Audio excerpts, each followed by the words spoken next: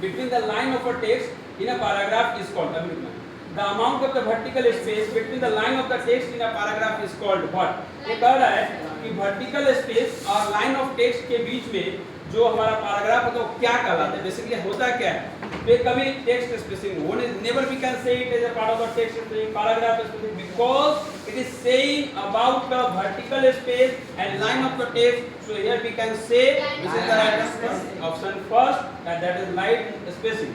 Next question is that the intersection of the row and columns in MS Excel is known as what? This is the right one because it is saying question is that intersect, that means divided, division करना. किसको division करना? Cell को division करना.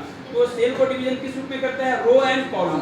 और we know very well row और column कहते किसको है? जब सेल को, because without row and column आपस में नहीं मिलेंगे, never कभी भी सेल बन ही नहीं सकता. So we can say cell. And next question is that which IP packet must contain?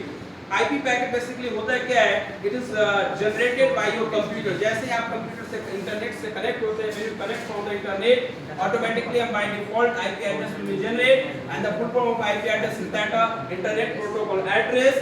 And here इसमें क्या होना चाहिए? Source and destination. Source address, only destination address, source and destination address. Source and destination address, of course.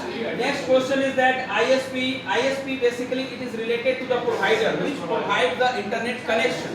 So here we can say it is the right of the internet service provider.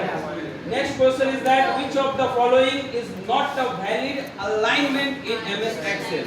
So alignment की बात हो रही है तो alignment we know very well, left alignment, right alignment, top alignment, bottom alignment. But here in this option which is not related margin, ये क्या होता है? margin कुछ नहीं होता है, nothing. So this is the right option.